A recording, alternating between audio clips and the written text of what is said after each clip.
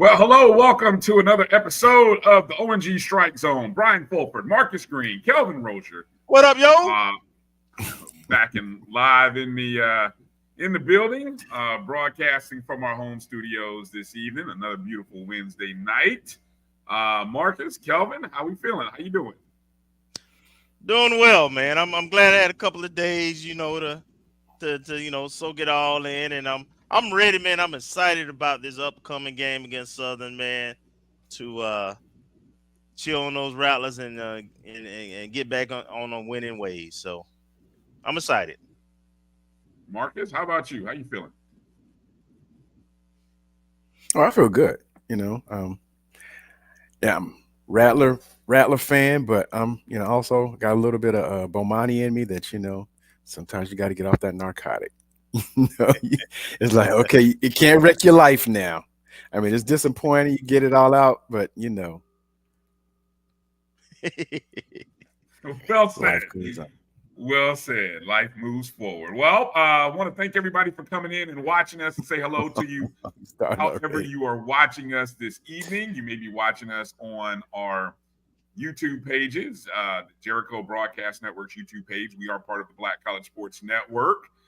My JBN Online or our ONG StrikeZone YouTube page. Hit the thumbs up if you would. If you are all watching us on Facebook, we say hello to our Facebook family on the Black College Sports Network and the ONG Strike Zone. Hit the like button if you are there. Hello to the folks watching on the ONG Strike Zone on Instagram Live, or maybe you're watching us on X via the Black College Sports Network. Well, the Rattlers Rattler football has to rebound. It's been a long time since we have been in this spot, since Rattler Nation has been in this spot. In fact, it's been 776 days since the last time that Florida A&M had lost not just to an FCS opponent, but to a SWAC opponent. And that SWAC opponent is none other than our dearly beloved.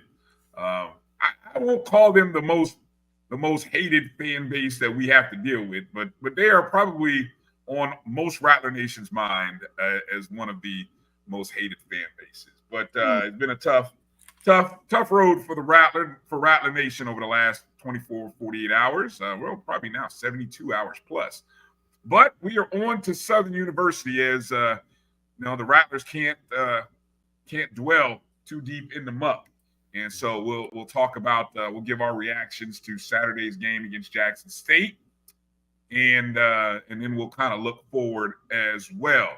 Coming up at the bottom of the show, there are other things happening other than football, and so we'll get into talking fall ball. That's fall baseball with our head baseball coach Jamey Shouppe coming up at the bottom of hour one.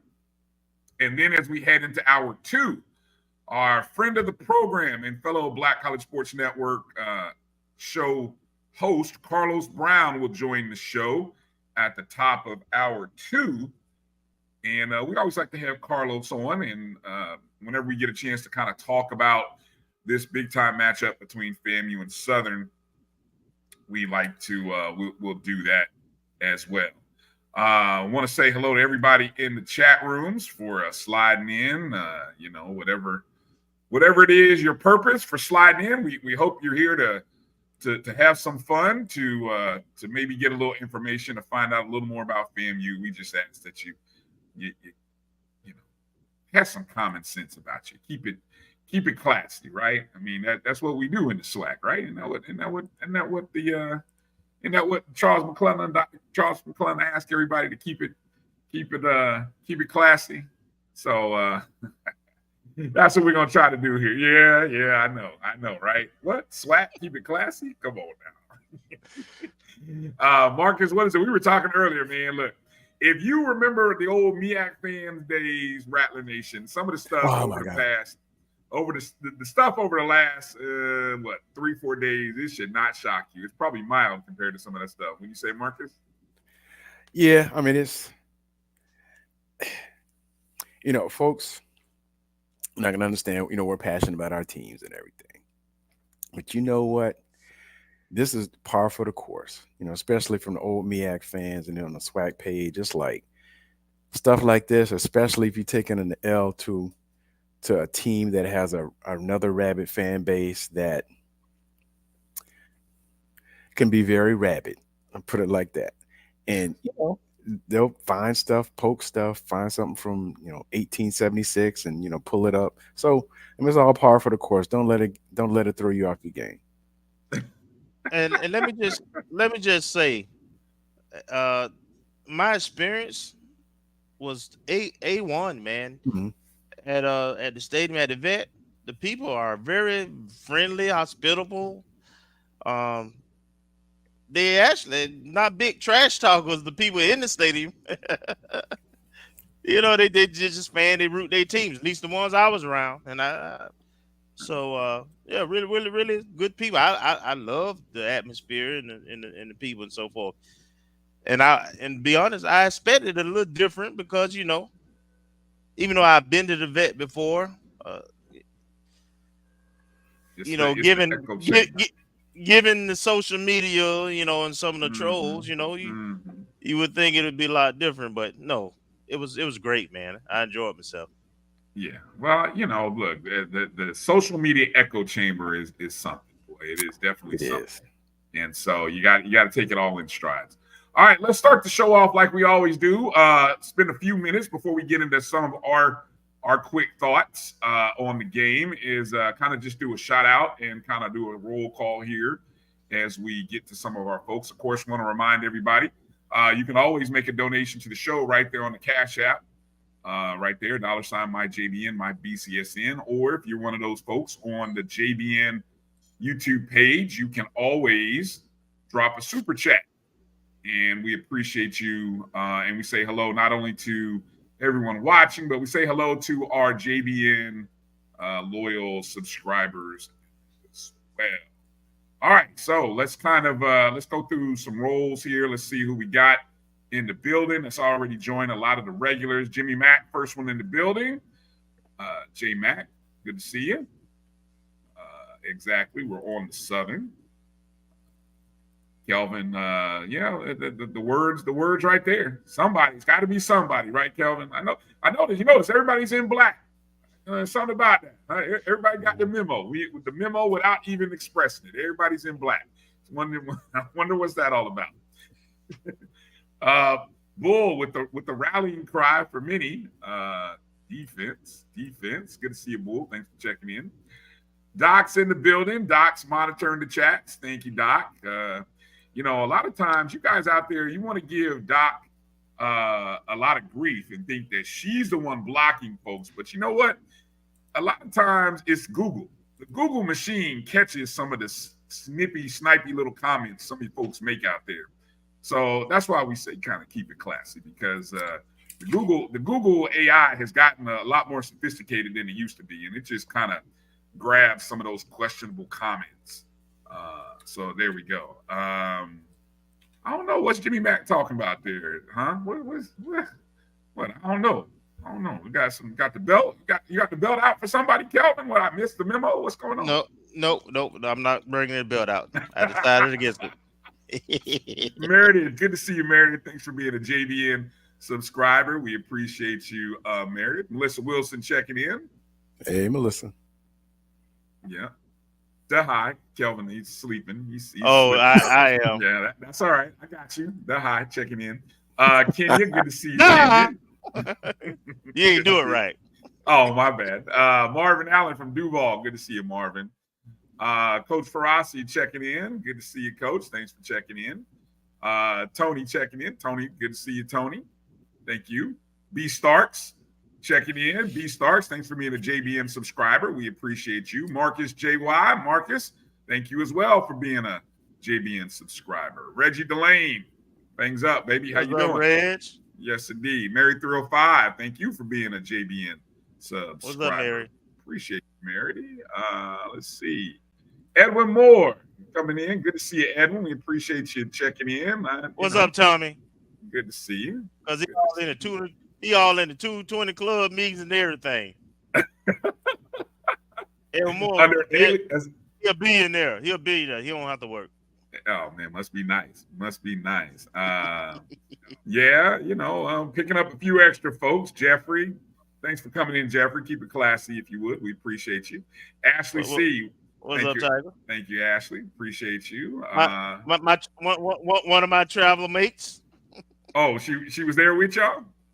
She was on the bus too. Okay. Demetra checking in. Good to see you, Demetra. What's up, Demetra? Sweet checking in. Thanks for being a JBN subscriber. Appreciate you, Sweet. Sam Gilbert, another JBN subscriber. We appreciate you. Zoe Phillips checking in. Congratulations to your Tigers, Zoe. Appreciate you checking in on us, making sure we're feeling okay. We appreciate you. Yeah. Thank you for coming in.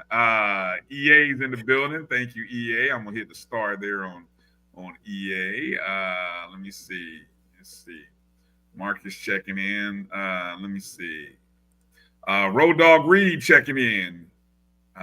Coach Pressure for president, huh? Yeah. Great performance. Look, she's a rock star. When Coach gets in front of the audience and a mic, man, I heard her on the 220 Club. She's a star. So good stuff. We coming. Yeah. Can't wait for the season to get started. Good started. Let me see. Who else do I see in there? Coach Green checking in. Good to see you, Green. Coach, thank you for coming in. Coach? Yeah. Oh, KJ checking in. Good to see you, Coach. I don't think that's Kate. Yeah, I think it is. I maybe. I don't know. No, she said our fan bases are equally. That's not Coach KJ Black. If I could see that picture. Okay, all right. Hard to tell there. I thought it might be. I was looking Brian, at you better clean your glasses, Brian. Yeah, that's not Coach Black. All right. Well, KJ, good to see you. Turn them on.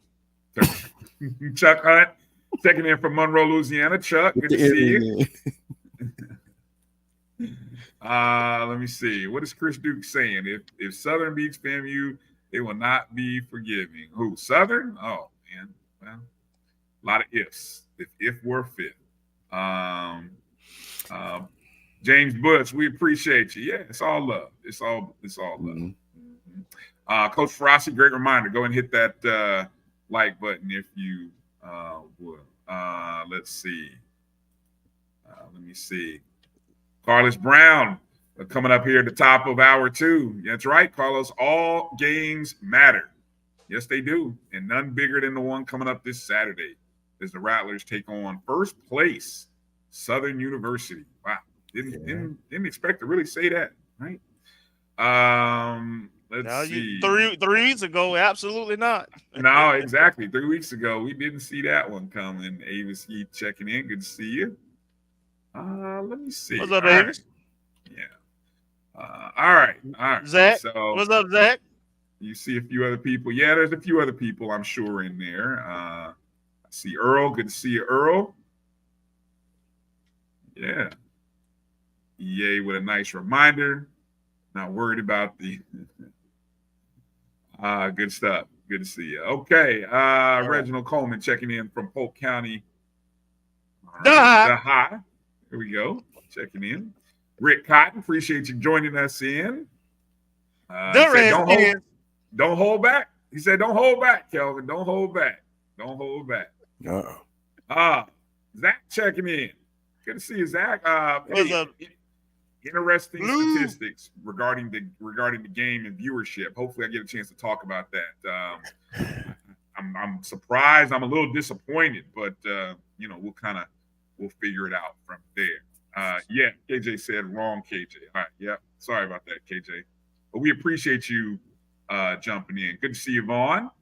Checking in. All right. Okay, well, as we get into tonight's show, of course, um, what's on the minds of everybody from the get go. FAMU's 35-21 loss to Jackson State. 17-game SWAC winning streak comes to an end. 776 days since the last time we'd lost to an FCS opponent / SWAC opponent. And I'll tell you guys the one stat that, stat of all stats, and I'm a numbers person. I love numbers. I don't love this number though. In the second half of the four games that we have played, Southern, we have been outscored 60-0 in the second half. That is a crazy trend when you stop and really think about it, and especially if you watch the broadcast, all you kept hearing Jay Walker talk about was FAMU in the fourth quarter, right? Mm-hmm. And so, I don't know, his stat people must not have picked up on the stat about our second halves against Jackson State. But damn, again, a bad turnover at the worst time. A point that, Kelvin, at the point of that play, actually, going back to the missed field goal, the 50-yard field goal miss by Jackson State, ESPN's FPI, ESPN had us with a 75% chance to win that ball game with about 5-something to go. 75%. And, one of the things that I said earlier in the week, the thing that makes a great game, not just the anxiety that both fan bases, and I think the anxiety was there. I've talked to a few Jackson State people. There was some anxiety about that game. Mm-hmm. There's also big plays, the big plays that happened in the first, and then you got to have the dramatic finish, and the dramatic finish didn't go our way. Kelvin, I'll let you get in your thoughts. I've shared my thoughts on a couple other platforms early in the week, but let's hear from you. You were there, you were in the building, and you've had a chance to fully digest things over the past couple of days. What are your thoughts? Well, in the stands, during and after the game, as well as on the bus on the way back. Well, that bus ride had to be something. well, we spent the night in Jackson and came back Sunday. Oh, okay. As well as you can see, there's a stir within Rattler Nation, and it stirs because we haven't scored against Jackson State in the second half in the last 3-4 meetings? Four meetings now. Right. And we led that game from about 8 minutes, I think it was, in the second quarter, all the way to the last 4 minutes of the fourth quarter. We were kind of where we thought we would be. But a stat you didn't mention was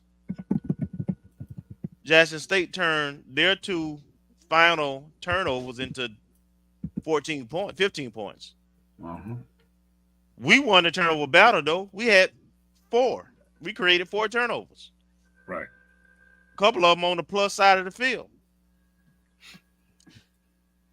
And we didn't turn those into touchdowns. So people talked about the run game. They bust one where, Mulligan comes, he gets hit, bounce off the tackle, house it for 54 yards. They still had 200 some yards rushing. But as I expected, that wasn't the deciding factor in the game. We are who we are. We play the way we play. So you figure it was going to be a tight game, especially on the road. And you wanted FAMU, usually we finish games, right? Over the last 2 years, that's what we've done. We've been one in the fourth quarter. We finished the games. Well, this particular time, give JSU credit. Mm-hmm. They finished the game. Mm-hmm. I think what's really sticking in the craw of some folks, even though I think they're overreacting and going too far, is the play calling in the second half. it was quite obvious that FAMU could move the ball through the air at will. And it appeared, in the second half, we tried to milk the clock and people will say you got a defensive minded coach and an offensive line coach as your OC. So of course they're going to be a little more conservative. But I think the most disappointing part was the fact that, when we had a chance to put the game away so that the last 4 minutes wouldn't be an issue, we didn't do it. Mhm. And now the challenge is, what happens after this loss? You're a championship pedigree program and team, but you still got some new coaches, some new players. The question is, are you going to let one loss become two? And are you going to come together, circle the wagons, rally, and show you a championship pedigree? There's still a lot to play for. So I'm really interested to see our response, our players and our coaches' response to this game. And I got a feeling. I think I know my answer to that. We're in Bragg. We had played home game since August 31st. I mean, Southern better bring their hard hat, because Rally Nation is looking for revenge. But props to JSU. They got the win. I will say this: there was a lot of celebration, a lot of energy expended in this game. There were Gatorade baths and Gatorade baths, man. I tell you. Well, I mean, they just beat the champs. They beat the champs, so I guess that deserves a Gatorade bath. And belts and all that good stuff. It's like it was a SWAC East Championship game, wasn't it? It felt like a SWAC East Championship game. Maybe that's what they were celebrating. It's a lot of football left to go. Yeah.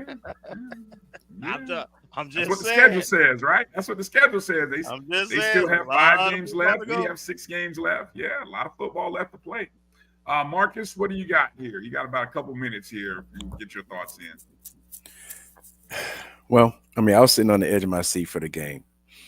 There was a lot of football, and there was a lot of things said, comments made, but there is a lot of football left.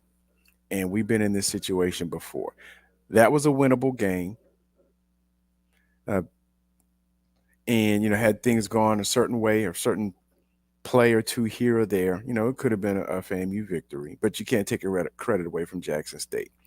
I guess my biggest thing that I observed, that I thought, that I haven't looked at rewatch the game, was that they pretty much, had a good push on defensive line. Actually, on both lines. It seemed like both lines were pretty sturdy, and pretty much in the first half kind of had their way with us a little bit. I mean, we had some success, but their lines were really, really strong, and Coach alluded to that even before the game. But we had enough big plays to stay in it, but we just didn't have enough second half plays. There were opportunities to extend the lead, especially when the defensive line for FAMU's defensive line really came alive in the third quarter, early fourth quarter. It seemed like, is it Jacorian Morgan? I don't remember. I don't want to mispronounce his first name, but it seemed like he was on the run a lot in the early second half. There were at least 2 fumbles and there could have been a potential third that I thought we could have gotten, but I think he grabbed it. It was when they were pinned in their own 5-yard line. But we had opportunities, and if you don't take advantage of the opportunities, then you run that risk of one key play changing the game, and that's what happened. Well, especially on the road. You remember when we did our preseason predictions this year for this team. The one game that I think everybody pointed to, and my prediction was 9-3. And the game I pointed to, because it was on the road, was a JSU game. Oh, sure. Mm-hmm. Yeah. I mean, it's not rocket science, right? You know there was enough talent where both teams were pretty evenly matched. And then the deciding factor was that it was there. Like you take that same game and it's in Bragg, it probably falls our way. But like again, they made the plays they needed to make. For another stat, I want to say third down. They were only 3 of 11 on third downs. 3 of 11. Yeah. With 4 turnovers. You have to find a way to win those games. You will get them off. You will get them off the field on third down. You created 4 turnovers. And despite all that, despite being outrushed, what was the number? Nearly 200. Yeah, I was looking at plus the 63, 64. 245. Yeah, almost a 3-to-1 ratio.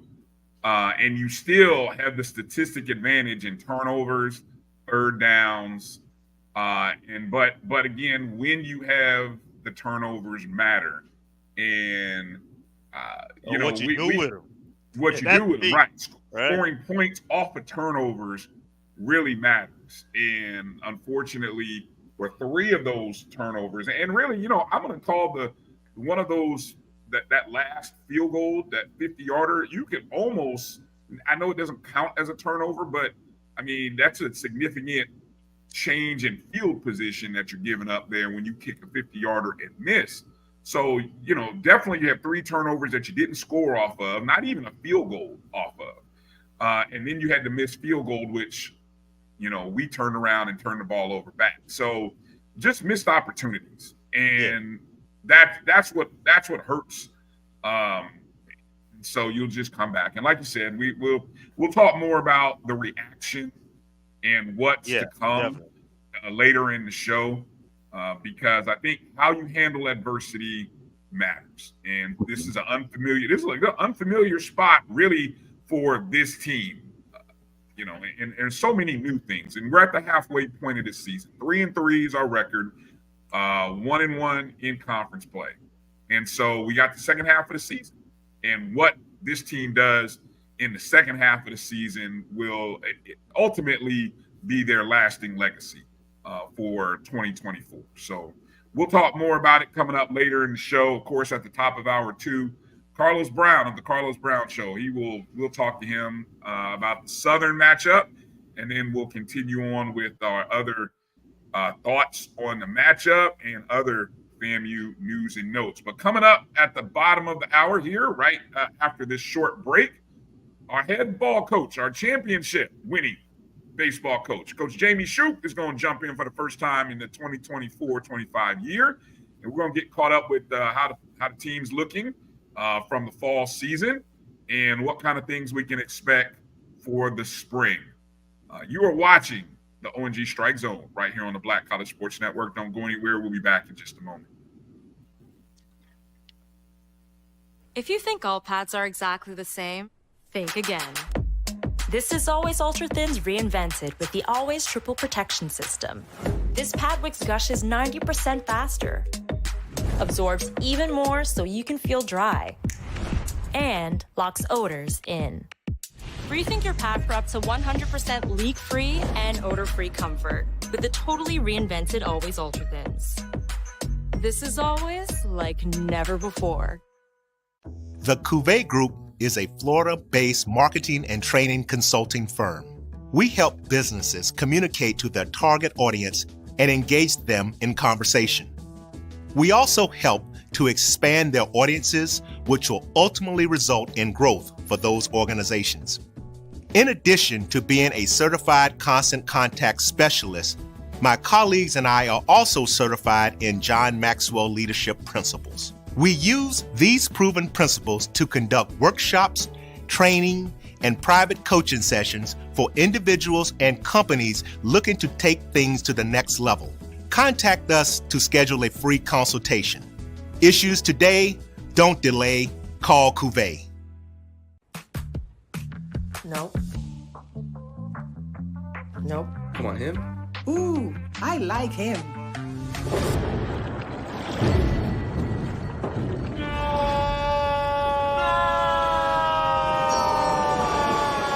Quick, the quicker picker-upper. Bounty picks up messes quicker, and each sheet is 2 times more absorbent so you can use less. He's an 8. He's a 9. Bounty, the quicker picker-upper. This is Bryan. AD Drew and I are co-hosts of the BCSN Sports Wrap. We talk about all things related to HBCU athletics. From the games, teams, coaches, and fan interest stories, we cover it all. You can find our shows on Facebook at BCSN Sports Wrap, YouTube at MyJBN Online, and everywhere you listen to podcasts like Anchor, Spotify, Google, and Apple Podcasts. You can also find the show on the Jericho Broadcast Network's app. Make sure to download. We look forward to you joining the conversation and being a part of the show.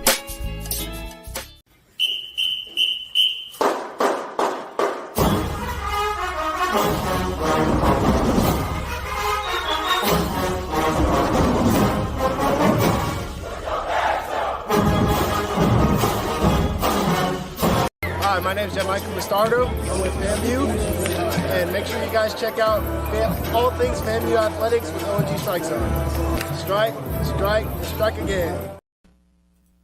All right, welcome back to the ONG Strike Zone. Bryan, Kelvin, Marcus, and we got our head ball coach coming up here in just a second. Coach Jamey Shouppe, I see him in the background. There he is. Coach Shouppe, how you doing, Coach? Welcome back to the ONG Strike Zone. How you doing tonight? Doing well, man. I'm glad to be back. I was enjoying listening about you talk about the football. I love fans. I mean, you guys are just kind of the more educated fan. But isn't it wonderful to talk about losing a conference game when we hadn't done it in 2 years? Right. That's pretty special. Yeah, and I love JC. JC, people don't realize Colsey played baseball at Florida State when I coached over there. So a big fan of his. Right. I was listening to you guys talk, and I know turnovers. I equate turnovers in the game of baseball to errors. And the offensive line, defensive line play, that's pitching basically.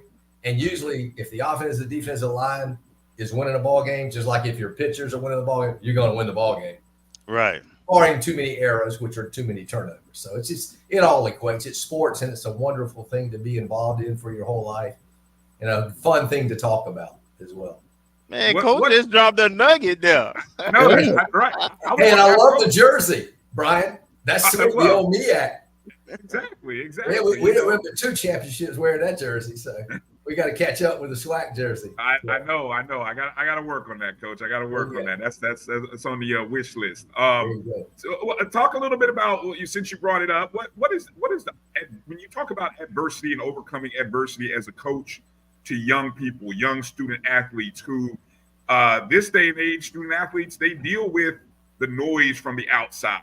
How do you as coaches talk to young people about dealing with the noise from the outside and the adversity that comes from after a loss? I'll use a football story and I've used this and shared this with my team, sometimes use it when speaking. And it's a football story, and it's about Russell Wilson. Russell Wilson was a baseball player, signed to play professional baseball, then went back into playing football. He had a younger sister that was going to Stanford on a basketball scholarship. Don't know how her career ended, but she came to him at an early age and asked her older brother, Russell, she said, give me the best advice, because, I'm getting a lot of acclimates. I'm getting a lot of recruiting attention. And what's the best advice you can give me? And his advice to her was epic. He said this, he said, regardless of how well things are going, ignore the noise and keep grinding.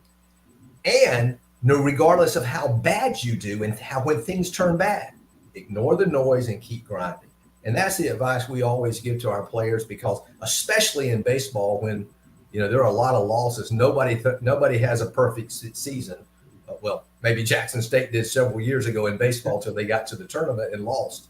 But you have to, no matter what, baseball is a humbling game. So anything in sports, the human element always gets involved. And there's no perfect baseball game, just like there's no perfect football game. So regardless of what happens, as coaches, it's our responsibility to teach our young men and women, for those that coach women's sport, to ignore the noise. Don't worry about what you guys, unfortunately, are saying. No offense. Don't worry about what the fans are saying, but we got to keep grinding to get better, because nothing older than yesterday's news, nothing older than yesterday's game. That's not going to affect the next game. What's going to affect the next game is how we prepare and how we work to get better. Well said. Well said. Go ahead, Kelvin. So, Coach, I want you to talk about your fall ball in your roster. I know you had quite a few folks who moved on, graduated, one or two that transferred. So where's the program? What are we looking like in the fall right now? I grew this out. My wife said it makes me look older, but I didn't have to grow this year to look older because I got so many freshmen. They're already doing enough for me. So it's been a fun fall. And it's been an interesting fall. We lost 6 of our top 7 hitters last year. Pitching, we lost a couple of very key arms. So we didn't replace it. We kind of took the Clemson, again, a football analogy, Clemson approach to recruiting this year. We brought in some very, very talented young players. A friend of mine that's been 36 years in professional baseball currently works as a minor league instructor and a roving instructor, has worked with Bryce Harper, has worked with Trey Turner, has worked with a lot of great baseball players. A local guy comes back home and he comes out and just looks at our players. He said, man, you guys are raw, but gosh, you got some talent. And that's the best way to his name is Jeff Garber. He's been in professional baseball, as I said, for 36 years. And he was looking at our kids. He said, man, there's some talented kids. And we have some talent. But talent don't win ball games. Sometimes, unfortunately, in baseball, experience wins ball games. So we're going to have to be a little more patient than in the past, because I thought the last 2 years we were really, really good. This past year, we were 22-8 in the regular season. Got in the tournament, was 2-0, and then we went south a little bit. Some things didn't fall our way, and ran into a very hot Grambling team that eventually ended up winning the tournament. But we were very good last year, and those guys are going to be missed. But, again, that's last year. We can't worry about that. We have to prepare for this year. We're capable. We're not going to see the ball. We have to play a different style of baseball. Our approach this year to our players and their mindset is, what do you bring to the table? What all can you hit the ball on the ground on a hit and run? Can you get a guy over on a bunt? Can you hit the guy behind the runner to get him from second to third? We're going to have to do more of the little things rather than waiting on the 2-run home run. We're going to have to pitch our butts off to be successful. We're just young. We're inexperienced. We got one player returning that really had a significant play last year, and that's going to be Brody Poplar, our catcher. Had a scout. He's had 2 scouts so far come out and look at him. Switch hitter, went away to the Valley League this summer and was the most valuable player in the Valley League. Led them in stolen bases, believe it or not. But again, we got some young, good players, but they're young. They're all good, but they're young. So the future's bright, but unfortunately, we don't have the patience or the time, especially as fans. I understand that, don't have the patience to wait on that development. But we're not going to coach any different. Our expectations as a coaching staff will not be any different. So we just have to be a little more patient in our approach, but keep coaching and keep grinding, whether we win a game or whether we lose a game. Appreciate that. Go ahead, Marcus. Well, thanks for coming on, Coach. And I know you answered, I guess, Kelvin's question is probably going to be more in line with mine. But how much experience do you have returning, or did you recruit to come and aid with the talented freshmen or talented young players that you have? Yeah, most of our recruiting class were freshmen this year, which is unusual for us. But they were talented. It was enticing to go get good kids that could play again, but playing as an 18-year-old, 19-year-old against 21, 22 years old is not always easy. There's a transition there. So it's a building process, I guess you call it that, that this year.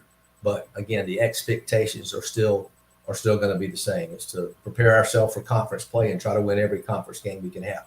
Different twist in the conference schedule this year. I don't know if you realize that, but we're playing one conference. There's no longer 2 divisions in baseball. It used to be an Eastern and a Western division. We play everybody. Well, we'll miss one team every year. This year it'll be Southern, and us will not play. But we'll play the other 11 teams or 10 teams in SWAC play. So 10 teams, 30 games, 3-game series, 30 games. But we'll miss Southern this year. Now, I'm sure we'll see them in the Andre Dawson Classic as well. But different format for SWAC play. Several new coaches. I think 3 new coaches in the SWAC this year. A new umpire coordinator. There are some changes to SWAC baseball this year. Commissioner McClellan does a great job in running baseball. He's a baseball guy. not just a football, basketball guy, but a baseball guy, not just a revenue producing commissioner, but a commissioner for all sports. So been very impressed in our third year, I guess, or fourth year in the SWAC now, with the way SWAC athletics, athletics and all in general are, but especially baseball. Just seems to be a very, very good baseball conference. So have got it, been at this is 4 years now, and have met some good guys and had good friends now. Friendships have gotten stronger throughout the course. So it's going to be fun. It's going to be fun to go to the western side and see. The travel won't be fun, but the playing the other teams will be a lot of fun this year. So we're looking forward to that. But it is going to be a young club, or inexperienced club. We got some pieces though. We did bring in a couple of junior college guys. We got some Jordan Brown, who played a lot last year. Ben Kim, who played a lot last year. Will Brown. Will was hurt last year and did not play. Remember, he started the conference tournament, and I think we turned 5 double plays in 2 games to win the SWAC championship 2 years ago. And then he had shoulder surgery right after the season, which wasn't able to come back for next year. So he'll be back at second base. Jay Niles is coming back at shortstop. So there's some pieces. The pieces that we lost were the power bats. We lost a lot of power with Bastardo. He was on the commercial before I came on. So just to rub it in, I guess, and make me miss him anymore. The guy that hit 21 home runs in 2 seasons. And gosh, I don't think we've had many seasons where we've hit 20 home runs. He had 21 in 2. Greco, who set the home run record, is now playing at South Florida, got in the transfer portal. My favorite player of all time, Ty Jackson, who's getting married in December. Oh, congratulations! Over in Statesboro, Georgia, playing with the Savannah Bananas, making $60,000 a year, and probably making that or more in social media. So baseball is pretty good to him right now. But he is just what a tremendous. I tell stories about Ty Jackson almost weekly, if not daily. Just a tremendous young man, and was a tremendous. All he did was lead us in hitting and lead us in on-base percentage for 2 straight years. So I didn't even have to, fill out the lineup. His name, when I sent it off to get copied, I just put Jackson at the top of the lineup for the last 2 years. So there's some pieces though. We got a new third baseman. As I said, Niles and Will Brown will be back. Josue Figueroa, who played first base some last year when Greco was hurt, is back at first base. Popple's back behind the plate. Jordan Brown, who got a lot of time, is in right field. Ben Kim will be in left or center.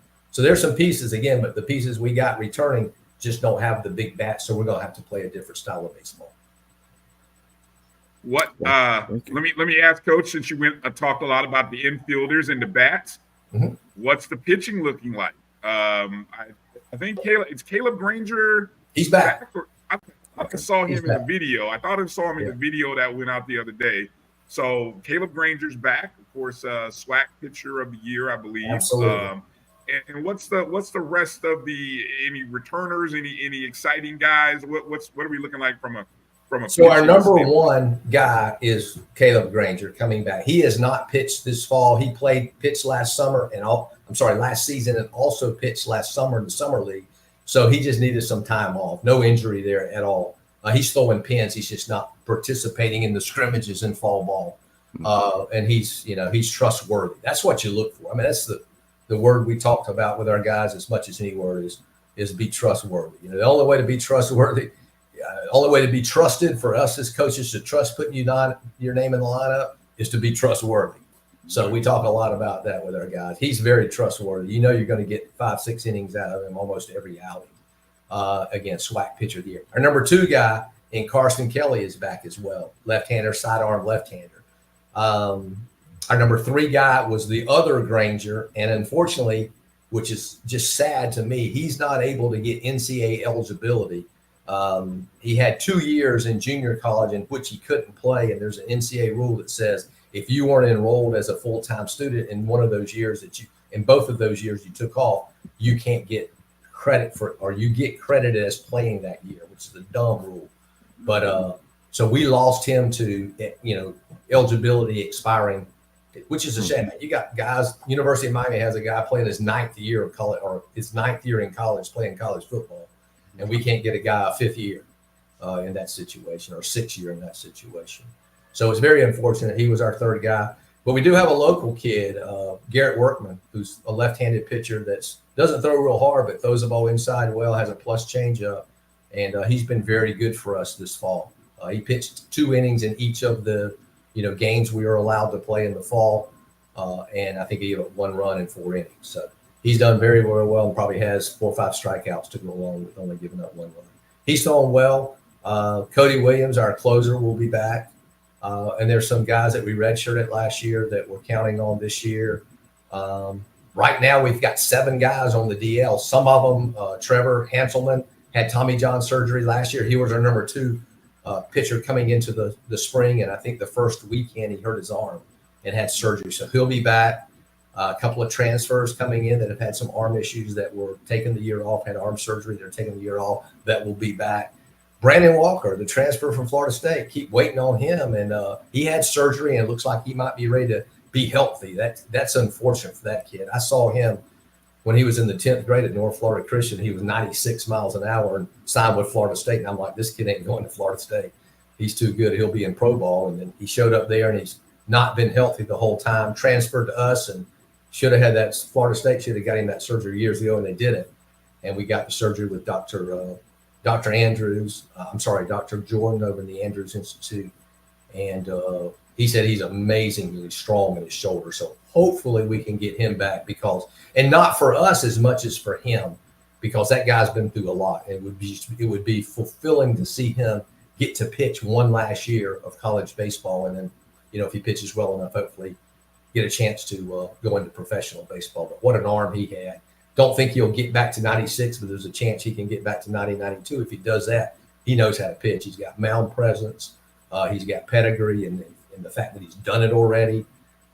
It's just, his demeanor is just, it's good for baseball to see some guy that you're almost intimidated by looking at him on the hill. So there's some pieces, as I said, we just got to figure out where. I told our coaches that we're going to have to coach our butts off this year.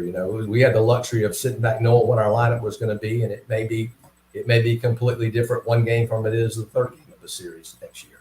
So there's still some jobs that can be won, positions that need to be filled, and right now we're just going to start with some guys, and everything's wide open going forward. So excited about it, though. It's fun. It really is when you have a bunch of young kids that you don't really know how they're going to perform. It's exciting. So it's just hard work and exciting, and making sure we keep it positive no matter what happens, and understand that our goal is to win get to the championship by how we play in conference play, and win it when we get there. As you know, as we proved 2 years ago, and as Grambling proved this year, anything can happen once you get to the SWAC tournament. 1 weekend. It's 1 weekend, one Wednesday through Sunday, that determines whether a team goes to the NCAA regional tournament as representative of the SWAC baseball. So very important that we continue to get better throughout the season. That's going to be our goal. We're going to look completely different at the beginning of the season the way we look at the end of the season, because by the end of the season, these freshmen aren't going to be freshmen anymore, hopefully. Right. Kelvin, before you jump in there, let me hit Coach with a couple of questions. I see some of the folks in the chat asked. J-Mac asked about, is there any fall ball happening during homecoming weekend?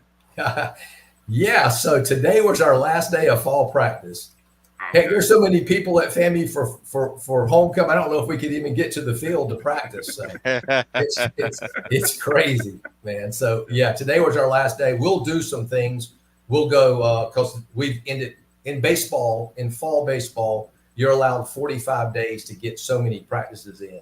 So today ended our 45-day window to practice. So that's a 20-hour-a-week practice. Now we go to the 8-hour-a-week practice. We're allowed 4 on the field and 4 in the weight room. So we'll start going a couple hours on Wednesdays and a couple hours on, Mondays and Wednesdays. Take batting practice with our hitters and continue to work on some things, and then throw half the pitchers on Monday and half on Wednesday. So that's we'll be out there Monday and Wednesday working a little bit from like 2:30 to 5 o'clock. But that's about all we're allowed by NCAA rule this time of the year. And it's good. They need to get away. It's been a good fall. It's been a long fall, but they're probably about tired of me. So they probably need some distance to concentrate on their academics. I mean, that's important. That's why they're here, to make sure they get the grades right. We've had, 3 or 4 years where, we've had a 3.0 or better team GPA. So baseball's not certain, but you get a degree, you're certain you're going to have to put yourself in a position to have a good future. And that's what really college is all about. So, and getting away too, being an 18, 19, 20-year-old is important too, because when we come back in January, it's full throttle. It's, it's forward. There's no days off or once a week, but there's no rest. Baseball 7 days a week. Go time, baby. It's go time, man. One other question here from Kenya. Kenya asked about didn't we have somebody get picked up as a free agent? One of the guys who either graduated, anybody get? I know you mentioned Ty with the. Ty was 2 years ago, and so was Veets. Okay. The last 2 years, yeah. Okay. We've had some guy, True Fontenot, ended up getting signing a contract. Well, Ty Jackson signed with the Savannah Bananas, and True Fontenot got an independent ball contract. True Fontenot is going to be missed. That guy could play. He's the best. I've coached now for 30-something years, 21 at Florida State and 10 or 11 here, so over 30 years. And it's the best second baseman that I've ever coached, including Devin Trappis, who was a second or third rounder out of Florida State, played in the big leagues. That guy was a defensive wizard, so he's going to be missed. There are a lot of things we're going to miss, but hopefully these guys are good enough. They'll soon make us forget about the True Fontenotes and the Ty Jacksons and the Bastardos and the guys that played so well for so many years for us. All right. One more, Kelvin, from Road Dog. Mike Road Dog Reed asked about the 2025 schedule. Coach, can you He just took mine. He just took mine. He just took mine. All right. Well, go ahead and ask it, Kelvin. Go ahead. No. I mean, it's out there now. Coach, I was just wondering if you're going to schedule any different. How many games are you allowed to schedule? Yeah, the schedule's done. The 2025 schedule's done. We do it about a year in advance. We finalize it in the summer before the season starts, before the fall starts. But we got 54 games. We're allowed 56. We'll pick up 2 more if we have the opportunity to. But we play Florida at Florida, obviously Auburn at Auburn. We start the season on Valentine's Day. So there you go. Something you do with your wives, guys, or your girlfriends. You can bring them out to baseball on Valentine's Day. It'll be a cheap day. My wife's looking forward to that, by the way. So I bet. Somebody opportunity to sell some flowers at the ballpark. A florist better be there. We play West Georgia opening weekend on February 14th. Again, what we're looking forward to this year is getting to see the facilities and the campuses of the schools from the Western Division that I've never seen before. I've never been to Grambling. I've never been to Texas Southern, Prairie View. Some of those schools that we'll get the opportunity in the next 2 years to go to, this year or next year to go to. So that's exciting for us. Trying to think who else. We got Troy on our schedule. We actually go to Troy, which is pretty neat, and play a afternoon midweek matinee game that they bring all the kids out of the schools to the stadium to play. So that's going to be a noon game in a midweek game, which is kind of unusual. Well, noon their time, which is 1 o'clock our time. So just some cool things about the schedule. The SWAC tournament is not going to be in Atlanta. Some people that have made the reservations for Atlanta, you need to cancel those. Whoa. It is now going to be in Rickwood Stadium. Major League Baseball came in and got that stadium redone. Basically, it's big time, and they had that's almost breaking news, guys. I don't there you know go, breaking that news. Yet. Right here on the OG StrikeZone, baby. Yeah, Coach dropping some breaking news right there. Absolutely. Okay. Rickwood Stadium, and that's the old home of the Birmingham Bearings. And that you saw that telecast was all about for the major league games. So there, I actually played in that stadium years ago when I played in AA with the Astros, and it was the Birmingham Barons. I believe they were Cincinnati Reds affiliation then.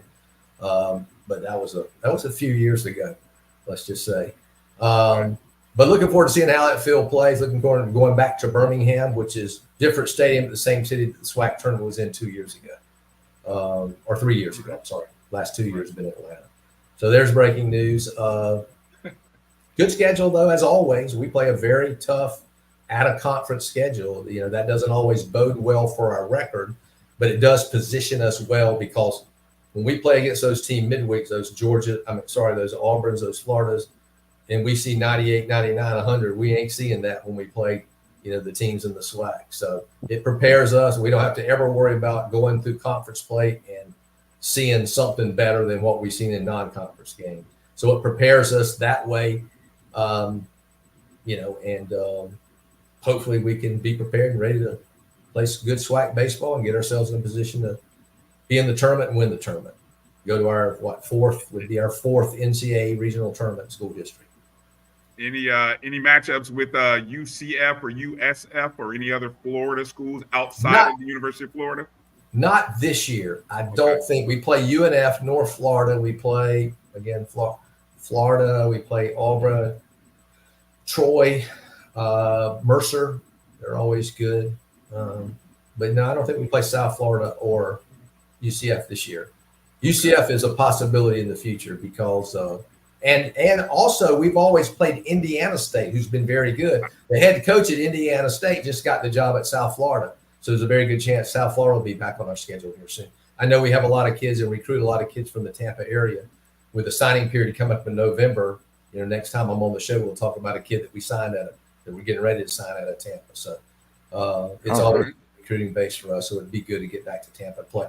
The bad thing about Tampa and South Florida, the only thing I think about ever, because the last game we played in 2020 was in that stadium, and we got through after the game on the way back on the bus, we found out that because of COVID, there was no more baseball to be played. So always have that memory. There's certain things you remember where you were when it happened or when you found out about. That's all always in my mind when I think about South Florida. Go ahead, Marcus. Marcus, get the last question in there for Coach. I don't know. Just about everything I had. Anything left? Yeah. Yeah, I don't know. Everything got answered. We even got a breaking news. So I'm breaking not sure. News. Yeah. I there were a couple people in the chat. They were like, "What? The SWAC hadn't even released that yet." So. Yeah, I hope I don't get in trouble for that. Yeah. No one's listening, Coach. No one's listening. You're good. There's other breaking news, but I know better than to release that yet. So. Don't do that, Coach. Don't do that. That's what I'll say if they get on to this. They'll say, "At least I didn't say this." There you go. I'll hold one back from you right now. I appreciate it. You're all good. All good. I do want to say this too because I know they're our rivals. But they're also good people. Johnny Hernandez at Daytona Beach at Bethune-Cookman with the hurricanes and all, they did survive that well. There were no issues there for them. The stadium took a pretty good pounding, but and also too something we all failed to mention is welcome back one of FAMU's own, and that's our new AD Angela Suggs. So glad she's back in the helm, and hopefully she can get some things done financially to get this athletic program going in the right direction again.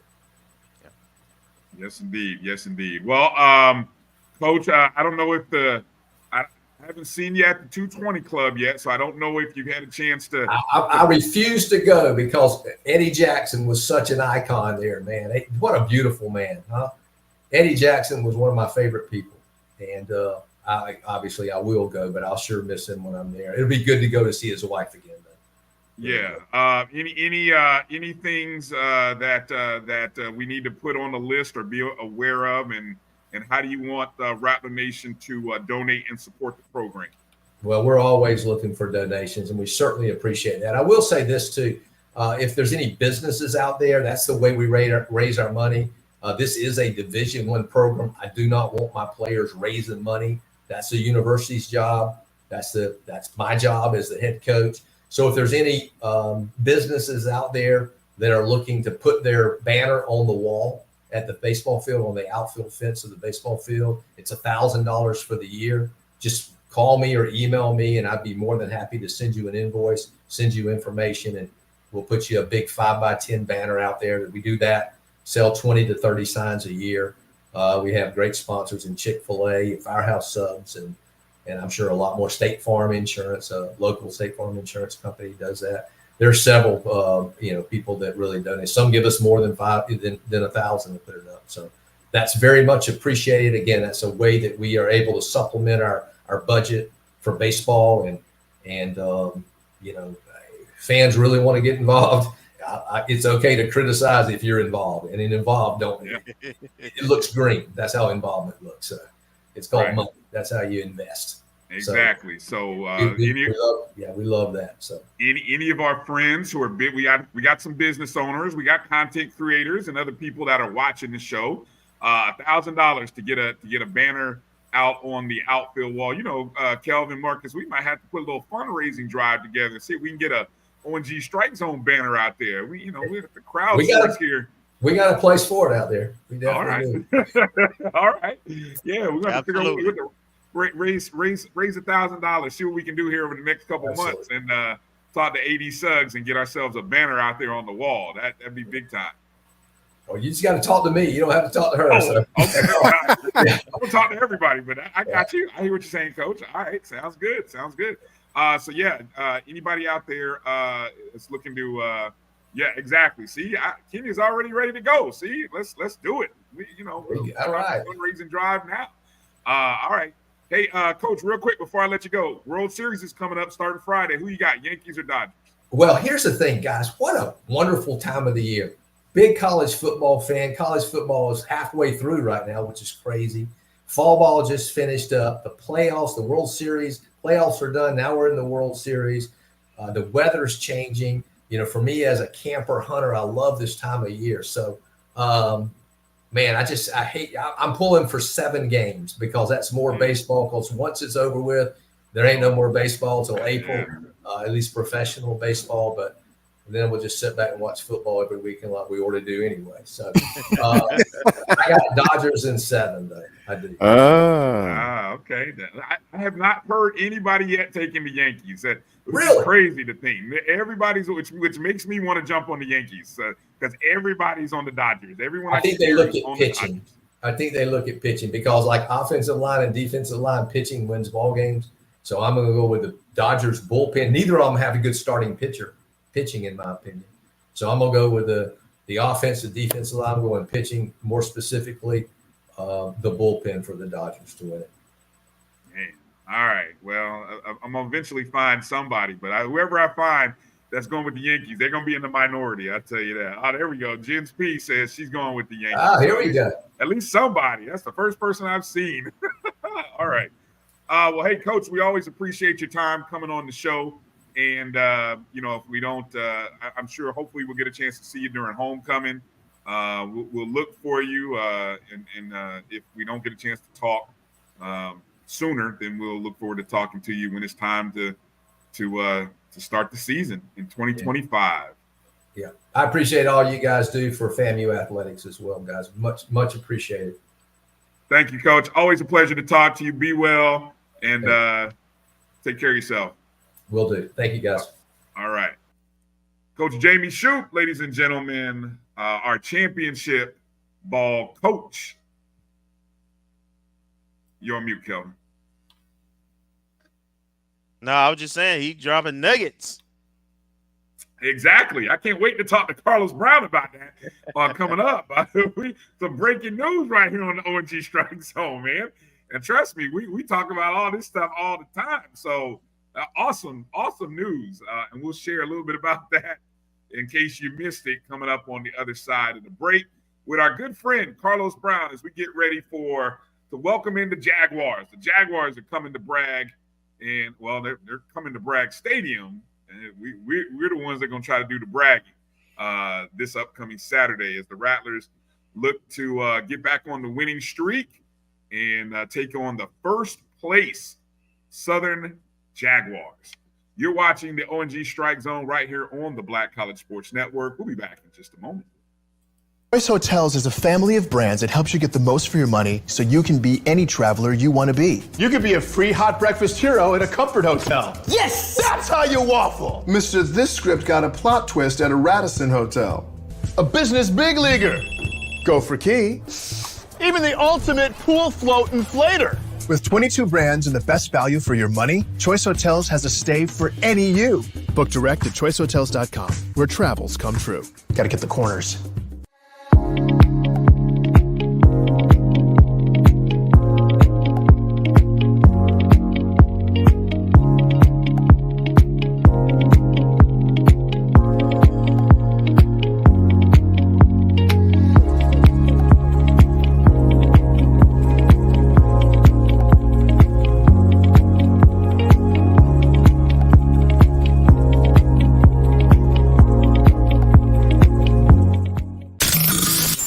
human voice has always connected audiences with experiences. Major brands all across America have trusted Kever's voice time and time again.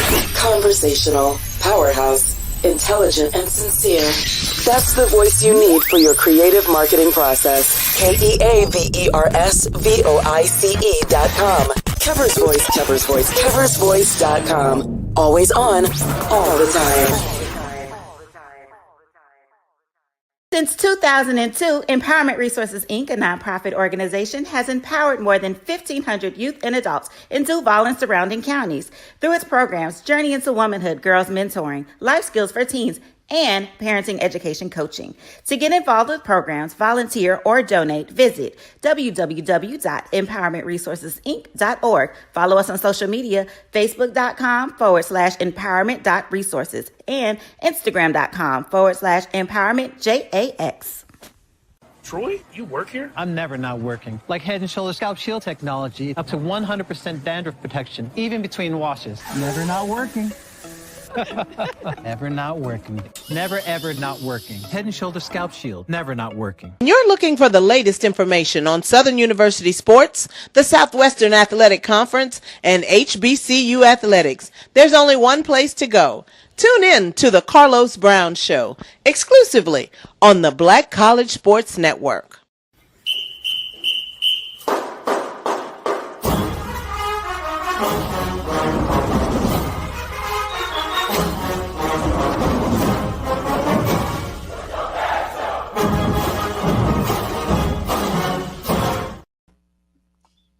Welcome back to the O&G Strike Zone. Bryan, Marcus, Kelvin. And as you heard right there before we came back from the break, heard right here exclusively on the Black College Sports Network every Saturday, noon Eastern, 11 Central, none other than Carlos Brown of the Carlos Brown Show. Carlos, how you doing tonight, man?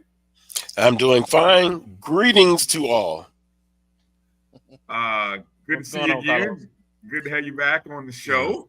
Hey, first off, before we get into talking about football, how about that breaking news that Coach Jamey Shouppe just dropped on us? The SWAC baseball tournament not going to be in Atlanta for a third consecutive year, but moving to Rickwood Stadium, the refurbished Rickwood Stadium in Birmingham, Alabama. How about that for some breaking news on the O&G? Yes, that was really breaking news. I was shocked. I was in the backstage and heard it, and I'm like, oh, my goodness. Let me get on the phone afterwards. But, hey, it's never a dull moment in the Southwestern Athletic Conference. Never. Never indeed. Coming into this weekend, a matchup between, I don't know if we would have all thought that both teams would be in first place, but Southern is coming in after a good win. As we put up sort of the scores from over the weekend, Southern gets a 24-14 win over Alcorn. And what do you know? Look at that, folks. Southern University sitting in first place after the win over Alcorn, almost controlling your own destiny, Carlos, given what the rest of the SWAC West is doing. What are your thoughts after the win against Alcorn? Well, first of all, I'm still trying to recover from homecoming last week on the Bluff. Must have been 100,000 people there. A 2-hour wait in line to get in. Had to walk about 1.5 miles to get to the stadium. I guess I'm in better shape than I thought.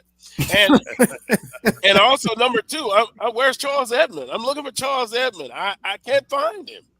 On the Carlos Brown Show, he had a little bulletin board material. Alcorn, if they do what they have to do, it wouldn't even be close. Ooh, wow. Oh, well, man. let me just say this to answer your question. Yeah, I'm surprised. I heard Kelvin said about 3 weeks ago. I felt the same because this Southern football team, it hasn't been easy. They've had to overcome adversity, 2 conference wins in overtime. Offensively, they've had their challenges. Quarterback play inconsistent. But one thing that's been consistent has been the defense. And they held the Alcorn State, and it's the second opponent in a row, under 100 yards passing. So, hey, you know, getting over adversity and challenges in the season, everybody goes through it. Man, Southern has they've been resilient. They've hung in there. Yeah, definitely. You know, it's been a while. As I had said earlier in the last segment, 776 days, Carlos, since FAMU had lost to an FCS opponent, let alone a SWAC opponent. And so, you know, Rattler Nation is kind of we haven't been in this mood in a while. Your fans are going to be in a bad mood. You know, somebody told me they almost wish that FAMU would have won at Jackson.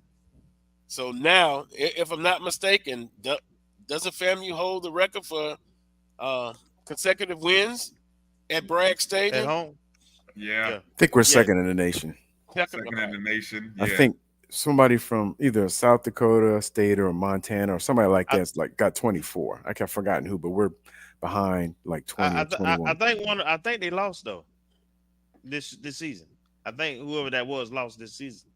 I'll look it up while you go ahead and get in there with the first question there you got for Carlos, Kelvin, and I'll look up where we are on that winning streak thing.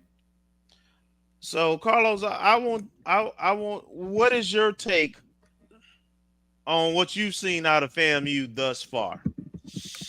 Well, I saw them early in the season, and I thought defensively, coming into the season, that was their strong point. Against the Russian, I was kind of looking at some statistics. I was kind of shocked that they're way down in the conference against the run. Offensively, they can spin it. I was looking. Their passing is much better than the run game. What's going on with FAMU's run game this season? I mean, according to the statistics, they're in the bottom third. Mm-hmm. But the quarterback, I saw him early. He can spin it. And so for Southern, a different type of opponent this week in FAMU, that they can pass the ball. They got a quarterback that can spin it. Last week, Alcorn State quarterback, he was more athletic, and he could hurt you with his athleticism. So, but FAMU, they're going to be tough. But I'm more so impressed with the quarterback coming in his first year there. He is somebody that Southern will have to be aware of, and I'm sure they're going to be. Carlos, I got one question that puzzles me about Southern that I want you to answer if you can, or give your opinion. What the hell happened against who was that? McNeese State. Well, that was the first game of the season. Southern is winning 7-0 late, about 6-7 minutes in the ball game. They attempted to go up 10-0 with a field goal attempt. It was blocked. McNeese ran it back, picked it up, ran back to about the 10-yard line. A couple plays later, they scored. Then Southern, if I'm not mistaken, they had another special teams nightmare. They fumbled that. Short field. Now it's 14-7. And then McNeese added a late touchdown. So you take away those two miscues, special teams, and if Southern kicks that field goal, I think it's a different ball game. It's 10-0 with less than 6 minutes to go. But 21 points given up in a matter of 4 minutes, less than 4 minutes. That was the ball game. Okay. And I wanted that game bad because, you know, when you play against your FCS competition out of conference, you want to get it. We got to win them. Winning these games and consistently winning them. All games matter. Yeah, absolutely. Go ahead, Marcus. Carlos, I had a question for you. Now, I noted that you mentioned that this is the second straight week that Southern's defense held the opponent to 100 yards passing. Mm-hmm. How much, and I know it's hard to be objective, but how much do you attribute that to the Southern defense versus the style of quarterback you were playing and the quarterback's respective acumen? Well, two things can be right at the same time. Here's what I mean. Mm-hmm. Alcorn State, I just mentioned their quarterback, and if you look at Brave Nation, they're still ticked off about the quarterback play. And then Texas Southern quarterback, not the type of quarterback you're going to face this week with FAMU's quarterback. Still, Southern's defense on the back end has been pretty good throughout the season, but also they, with Alcorn and Texas Southern, their quarterbacks were, not, in my opinion, in the top third in the conference in passing. So two things can be correct at the same time. Okay. All right. I found it. The current home win streak for for FCS longest active winning streaks at home. FAMU is number 2 with the 21. South Dakota State is number 1 with 24. Mm-hmm. Yeah. And they played North Dakota State this weekend, but they played at North Dakota State, so they lost the number 1 overall ranking, but it doesn't count towards the home winning streak. Well, but that's still a great feat by FAMU. It's tough. I've been in brags twice in my broadcasting career, and it wasn't fun either time. Trust me. Homecoming one year for FAMU. Southern was, I think, number 1 in FCS. 33-3, I believe. And wow, that was a while ago. And then 58-19. I can still see Nunler running now. I mean, it was humbling to say the least. Oh, it's back in the BJ days. Oh yeah, but some things linger. Trust me. So Carlos, let me ask. I got to get this question in, Bryan, if you don't mind. Yeah. Because I didn't do the research. When is the last time Southern won against FAMU? It hasn't been like 2000, early 2000s. Well, somebody's watching and they'll know the exact date.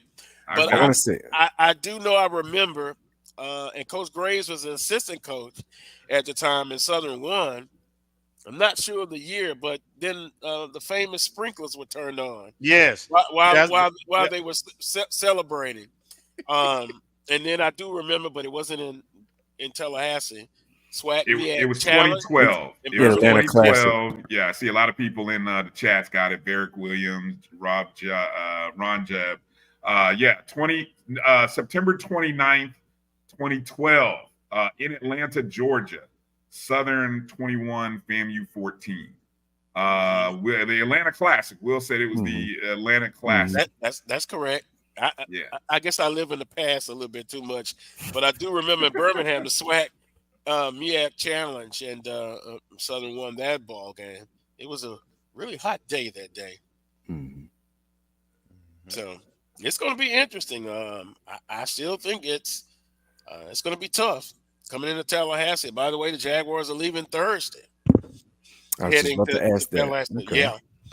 So 3 weeks ago, I wasn't as confident, if I can put it that way. But 295 yards rushing against the Alcorn State defense, and then when I see FAMU has some work to do against the run. You think Southern's going to try to establish the run? Kelvin and Bryan and Marcus? Oh, absolutely. Yeah. Well, we're going to try. I hope. I'm just going to put it like that. We're going to try. We'll see what happens with it. But speaking of running, though, I'm concerned. For me, I'm concerned about what Southern's been doing with the run, putting up nearly 300 yards against Alcorn last week. And I was just kind of looking here that, I know there's been some quarterback juggling by Southern, but the 3 SWAC wins have all been under the direction of Noah Biden. So is it safe to say Noah Biden is your guy finally? And what can you tell us about this running game? Is this how big of a concern? Well, for you guys, it's a source of joy, but for us, it's going to be a concern. Well, now I must put this in context. I was pleasantly surprised last Saturday. That was the most efficient output in the run game this year against Alcorn State. But now they've had their ups and downs with the running game against McNeese. Who else? Against Jackson State, they were Nichols. Didn't y'all play Nichols? Yes, Kelvin, I wanted to forget He's that one. he's But, erased that one out the memory. Yeah, man. but that was cold, Kelvin. That was cold. So, I'm here to help. I'm here to help him out. Well, in those games, subpar rushing output. Then all of a sudden, a couple of weeks ago, they made a couple of changes in the offensive line. One being a young freshman out of the Miami, Florida area. I think St. Augustine High, if I'm not mistaken. And then another young offensive lineman from Baton Rouge Woodland High School. Can you believe it? In putting those freshmen and redshirt freshmen, they've been able to do some good things running the ball. And you see an increase in the running game, the efficiency. But last week against Alcorn State, they really pounded them, the most output of the season. And then also Southern University on the first drive, they've been having an issue with starting slow. But last week they get into the red zone twice and came away with no points. They were stopped on the 4th and 1. If they score a touchdown in both of those situations, the game's not even close. But hey, output against Alcorn State, they would like to continue that Saturday. It's somebody you guys were asking about the last time Southern won. Yes, it was the Sprinkler game, 2001. I love the fact, one of the things that I always try to find out, like I know FAMU and I had it somewhere in one of my history books, and I haven't seen the game notes yet, but I know it's in there. I know we have played Southern some 60 some odd times. I don't know, Kelvin or Marcus, if you can recall where Southern is in terms of the amount of times that we played opponents. I feel like I know Southern is top 5. I feel like they second or third. Yeah, that's where I was thinking. It's Bethune, then it's like Southern or Alabama State. I don't know which one is second, but yeah, we play Southern more than just about anybody else outside of Bethune. And it's a storied rivalry. It's been some great games. Yes. Like I said earlier, and by the way, those 2 games I mentioned, I think the guy's name, the coach, was Billy Joe. But anyway, Billy Joe is an outstanding coach. Well, I can tell you that series has been my most favorite as a FAMU fan to watch. It surpassed, honestly, for me, it surpassed the BCU rivalry.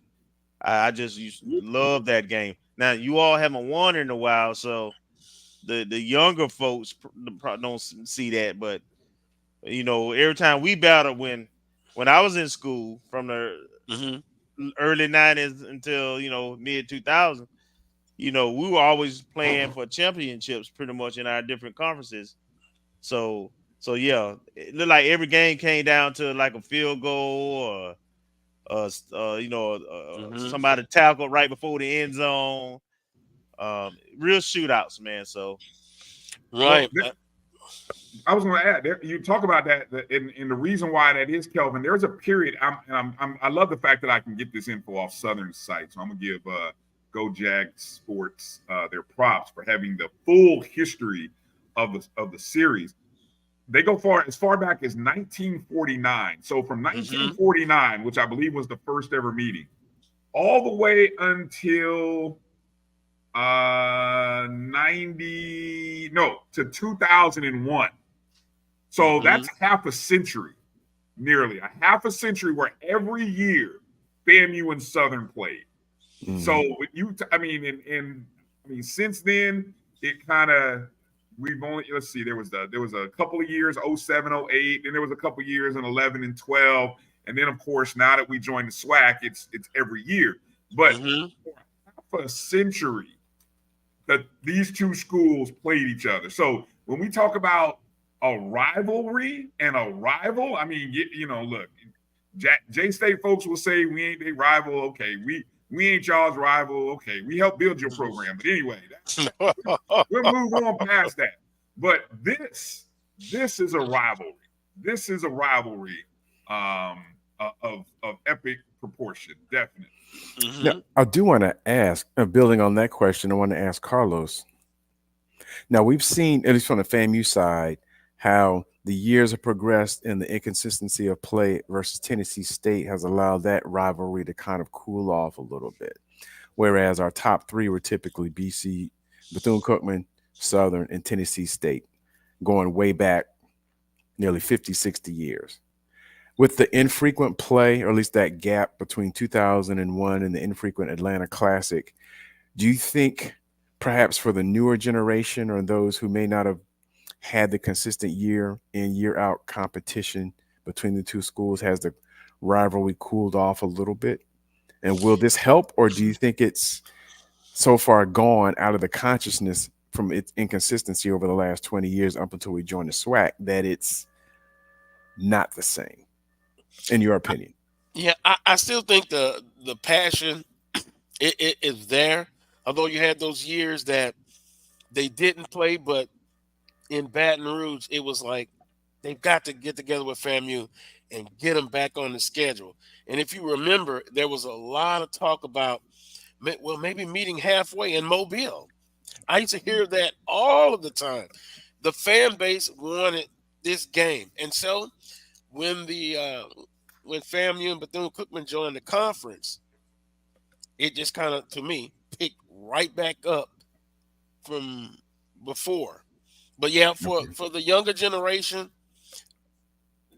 they may not, well, I don't want to say they don't appreciate it, but that break in the schedule that they didn't play, it did have effect for some. But boy, when they joined the Southwestern Athletic Conference, it picked right back up. And you're talking about the pageantry, the fan bases are similar.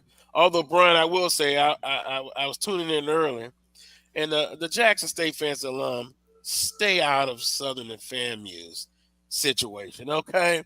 It will be enough of you later, okay? The Jackson State, I love the Jackson State alums, though. But from the bands, just the history and the pageantry, I'm glad. And, Bryan, if I'm not mistaken, I think FAMU is Southern's permanent opponent. It is. Yes. From the conference. Yeah, from the West. Mm-hmm. And not that I'm going to take a shot at the Jackson State alums, but, even though they're not a conference opponent for 2 years, they're still going to play Southern University. So, hey, I guess next year it counts as a conference games. But FAMU is a permanent opponent, and I think that says a lot. Do you like that, Carlos? I mean, look at what this game is, where every year potentially these two teams could be, tops in the division at the time that they meet. But I mean, do you like this as a permanent rival versus, be honest, versus Jackson State, for example? I mean, well, yeah, because you can't duck anybody. And just my opinion, you want to play the cream of the cream, the top of the top. So I personally like it. FAMU and Jackson State could play them every year. Every year. Even if one rolls off the schedule. It's good for FCS football. It's good for HBCU football. All right. All right, Carlos. Let's kind of wrap up this segment with just some thoughts about what this game is going to look like.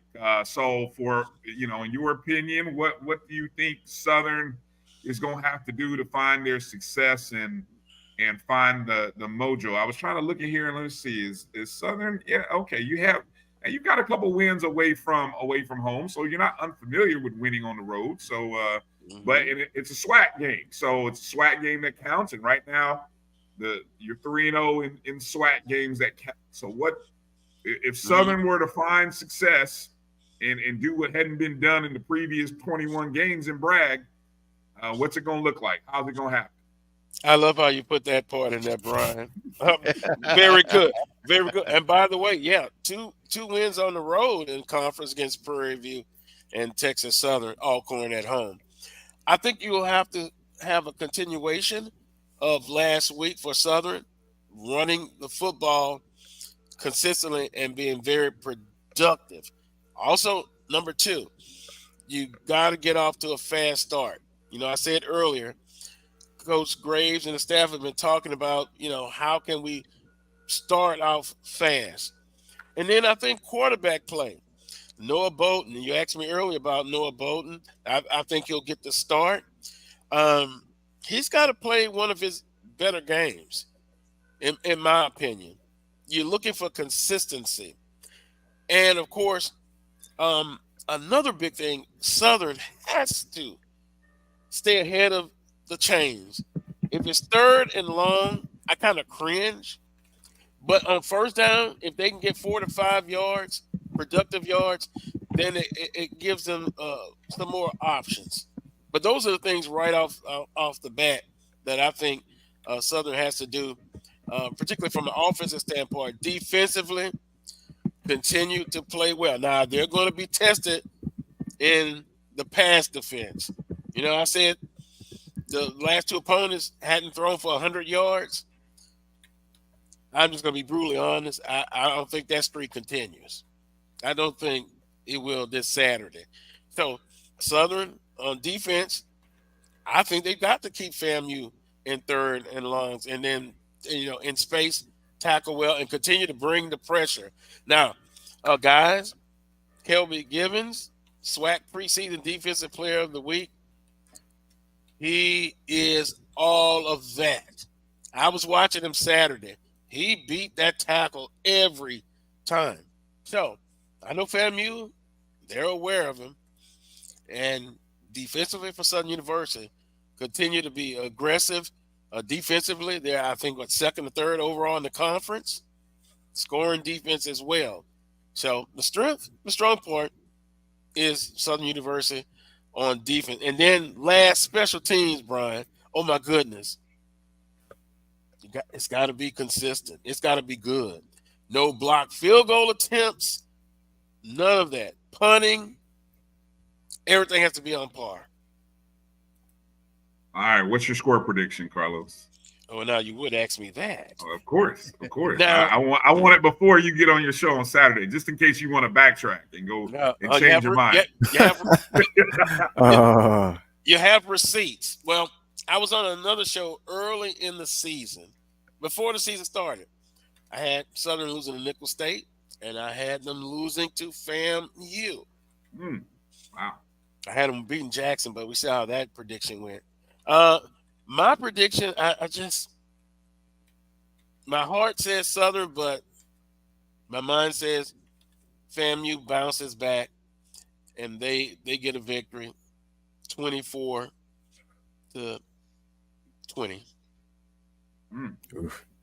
But I hope I'm wrong. I really do. So now, Bryan, I'll probably get some nasty email from the Southern Aggies. But that's what I like about you, Carlos. You're a realist. There's no pandering. There's no pandering to the fan base just because you cover and support Southern. That's what I love about you. That's what I like. Yeah, I try to be that way, but I hope I'm wrong. But that's kind of the way I see it. I'm more concerned with Southern offensively. If FAMU, and I think they'll load the box up, and if Southern doesn't have a good running output, then am I confident enough that Noah can win the game or help win the game with the passing attack? I mean, that's how I would defend Southern if I'm the defensive coordinator. And if you beat me through the air, then I can live with it. All right. Real quick, Southern's in first place on October 23rd. Will Southern be in the SWAC championship game after November 29th? You asked me that 3 weeks ago, I would say no.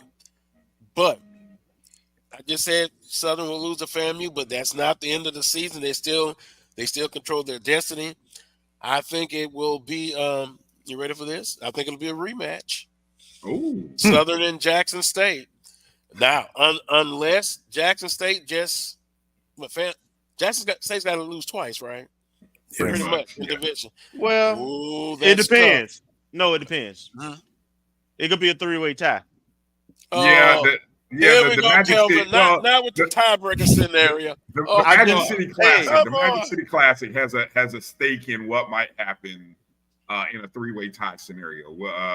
If Alabama State wins the Magic City Classic and then they somehow find a way to beat Jackson State, it would create a 3-way tie scenario with everybody beating everybody, and so. Well, I valid point. I will say that because now, if you look at it, wouldn't you agree FAMU has the easier route because Jackson State still has to play Alabama State, but and Alcorn, don't they? Yeah. Yes. Yeah. Well, I'm still looking for Charles Edmond here. Alcorn State, they kind of have some of the same issues that Southern have. I was in Charles Edmonds' booth after the game, and another guy who speaks his mind, Dean Barnes, he says, I'm going to address the elephant in the room. It's quarterback play. And remember, we talked about in Birmingham, a lot of teams were bringing in new quarterbacks, and some of the offensive were going to struggle, and defense is where everyone's going to hang their hat on. That's kind of somewhat been true. Yes. I mean, Southern has struggled in the quarterback play. Mm-hmm. Alabama State, oh my God, they're down to the third and fourth string. Mm-hmm. So is that a trend? No, it might just be something that happened this season, but quarterback play, in offense. But FAMU, they have an easier route in my opinion. But I'm going to stick to my prediction. All right. Southern Jackson State. All right. Sounds good.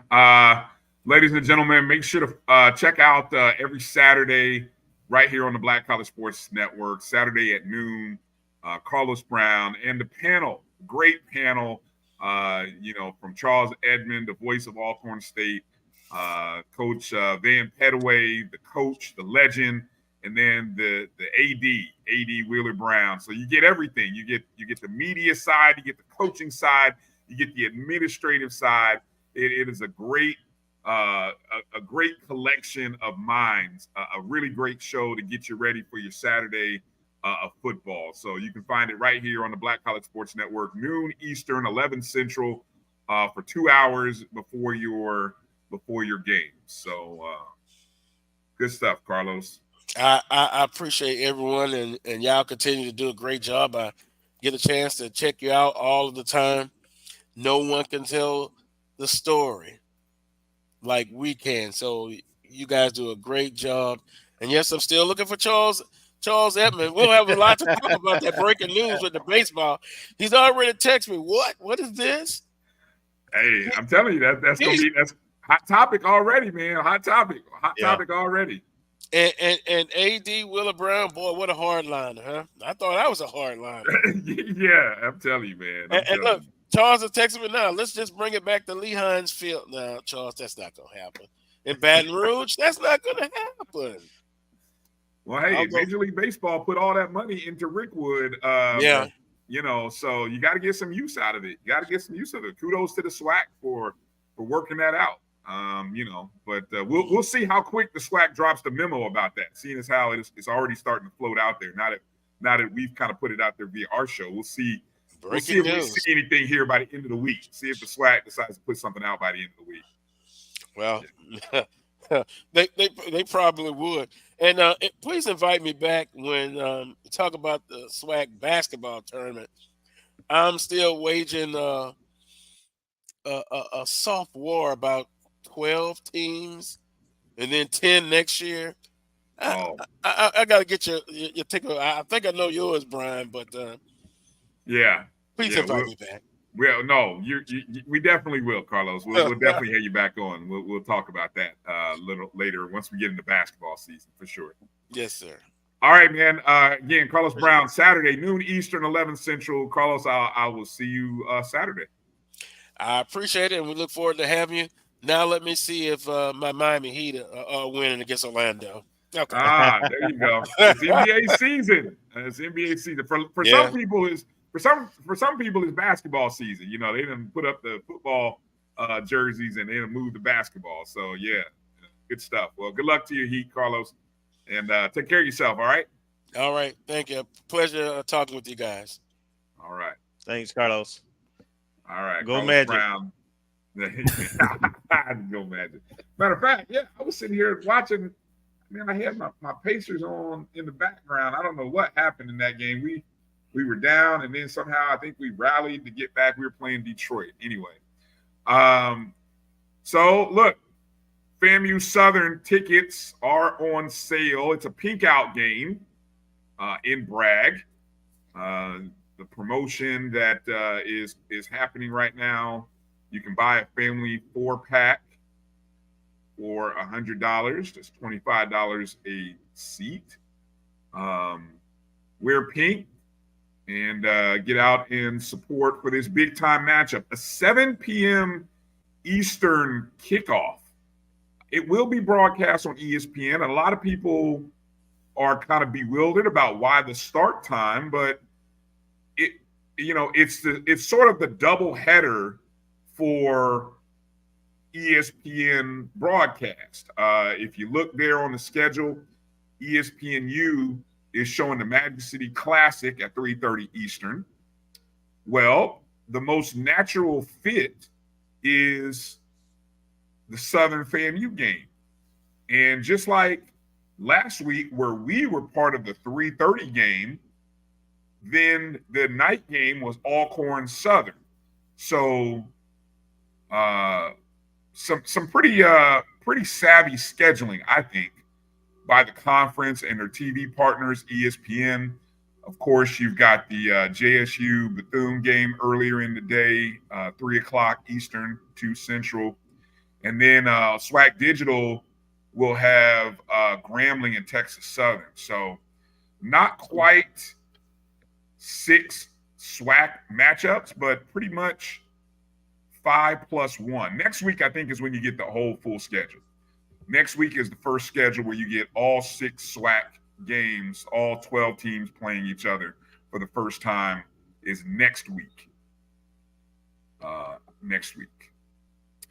Did you guys see the ratings for this game? The game against Southern. Did you guys see the rating numbers?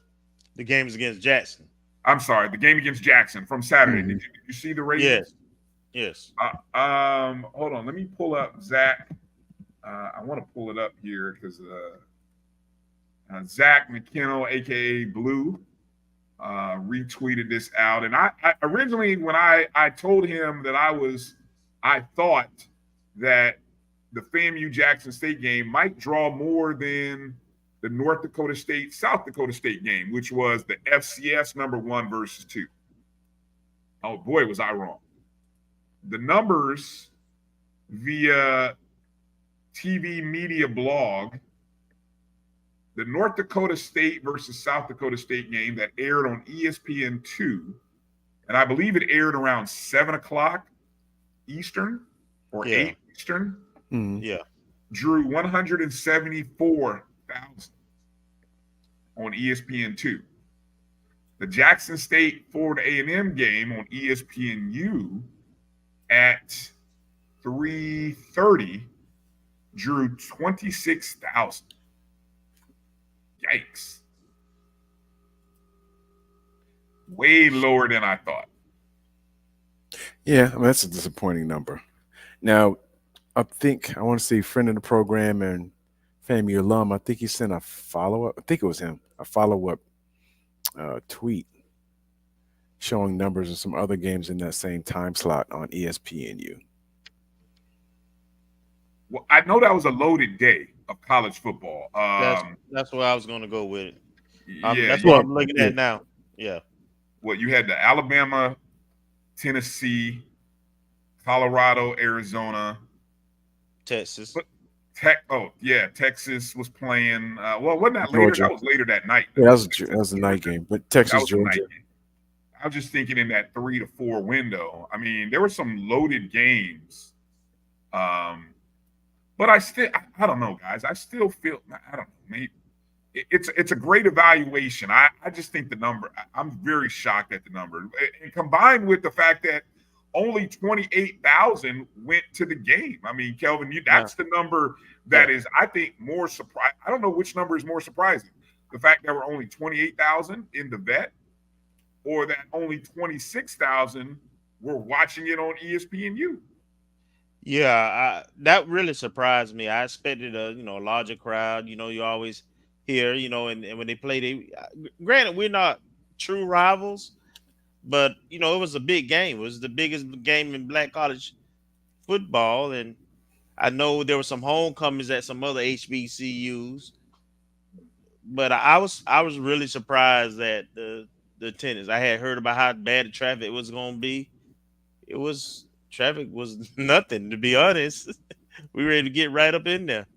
So that did surprise me. And then the other thing I would say that surprised me was the vet was pretty quiet for the most part. Now the last 4 minutes when they got the fumble and they got a little into it then, but outside of that, maybe the first play of the game, when they did a flea flicker and scored first, it was really, really calm in there, quiet. Outside of that first quarter, I mean, we really did take the sails out of that crowd. I know, nobody will say that, a lot of J-State fans, some people might, but yeah, I mean, that game was, that's the anxiety part that I was talking about, in that both sides kept looking at that game like, why are we struggling? And I know Jackson, for me, I kept looking at Jackson State, thankful that they weren't running the ball more. I really was, because they were having success running, but every time, I don't think it's what they wanted to do. I don't think it's what, I don't know that team so well to say that I know what Coach T.C. Taylor wanted to do, but I just felt like you were having success running the ball, whether it was the read option with the quarterback or Mulligan, and every time they would do it, they would kind of go away from it. I was like, woo, thank God they're going away from it. I would have kept pounding us. I would have pounded the hell out of us. I'm thankful that they didn't, because it kept us in the ball game. The same way I look at us on the other side and I say, hell, I wish we would have put the ball in the air a lot more. But anyway, it is what it is, right? All right. Before we get into predictions here, because we want to try to hit the hard out here as quickly as best as we can, got to mention the volleyball team. Volleyball team over the weekend got a pair of sweeps in Texas at Prairie View A&M and at Texas Southern. Prior to the game tonight at North Florida this afternoon, what we had, if you look at our conference standing, we had a 9-game winning streak prior to tonight. You can see we're still unbeaten, and outside of the first match, what was the streak up to? We did this last week. We did this exercise last week. What was the number? Didn't I say 18 or 19? I think we said 6. No, 7. How many games did we play last week? 6. Oh, 6, 18. No, okay, it was 19. So add 6 to that. That's what, 25? Mm-hmm. Yeah. So prior to the North Florida match today, we had won 25 straight sets. That's 6, 7. That's 8 matches in the last last set of game 1. And so we were 17-5 going into this match against North Florida today. Unfortunately, FAMU ended up losing 3-0 to North Florida today. That was the second time we played North Florida. We beat them earlier in the year, and this time they got us 3-0. Second set was the one that got away from us. Mm-hmm. I think that one went 27-25. Yeah. We had a chance in that second set. I think it would have made – the first set was blah. So I think we lost 25-15. Third set, we lost 27-25. Had a chance, up 1. A couple of times we were up 1. Couldn't put them away. And then the third set, I think we ended up losing 25-22. So you saw us 9-0, FAMU Volleyball back home in Lawson, where what, Kelvin? No losses in Lawson. Amen. So coming in on Sunday and Monday, we welcome in UAPB. That's a 1 o'clock first serve. We need to get out and support. So we need to see a great crowd there. And then Monday night, 6 o'clock, they host Grambling. So we really got to turn one of these nights into a community night. And I know AD Suggs is working, and she's they're doing all kinds of things to kind of promote a great crowd for basketball. The start of the basketball season in a couple weeks, but we got to find a way to get people in to see this championship volleyball team. You saw the record, 17-6. The tennis has been up significantly up. Okay. Yes, yeah. There's been a couple of initiatives. The students really showed up the last 2 home games. Great. They were there in decent, really decent numbers. Great to hear. Marcus, what was it we were talking offline? You were mentioning some thoughts you had regarding the volleyball season. Yes, I mean, at the time, this is before the match, tonight's match, we were 17-5 on the season, and with 8 matches to go, including, but this is before tonight, so we're still single-digit losses for the year. So it could compare favorably with some of the seasons that we had in 2003 and 2004, where we really had stellar records. I don't remember what they are, and it wasn't on the website. I think we've changed website vendors a couple times since then, but just in terms of the overall success and winning percentage. Now, we don't have a hallmark upset of a top 25 team like we did in one of those years. I can't remember which one. I think it was 2004, but I'm not sure. But I mean, overall, 17-5 with 8 games to go, or 8 matches to go. And I think, if you look at the standings, we're 9-0 in the conference. And I think BCU is second and Jackson State's third. And so we know we have a return match with, I think, just about everyone in the East. So out of those 6, and I think the other 2 matches might be Grambling and I guess Alcorn coming up. UAPB coming this weekend, but I think we finish out the season with all SWAC East opponents with the return game, the return match from earlier in the season. So Jackson's coming here. I guess we're going down to Bethune. Alabama State, I guess we're going there. I guess Valley's coming here. I don't remember all the back and forth, but I think we have that return match. So it looked pretty good. I would say a 20-win season is probably a low water mark. Yeah. But, we could be looking at, if we had won tonight, we could have been looking at with 8 games. We could have been looking at a 25-win season. But now I guess the best we could do is 24, maybe 24-6, if we happen to win out the rest of the season before going into the tournament.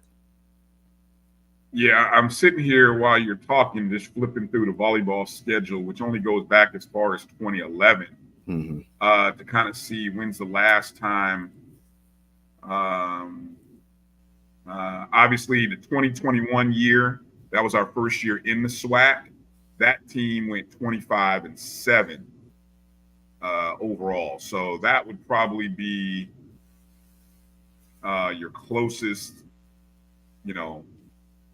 that's the mark. The 22 squad, they won 21 wins. So, Coach Gokhan has had a couple of 20-win seasons. Of course, last year's team was 18-14. Better conference play than non-conference play. So, yeah, this team is on pace right now.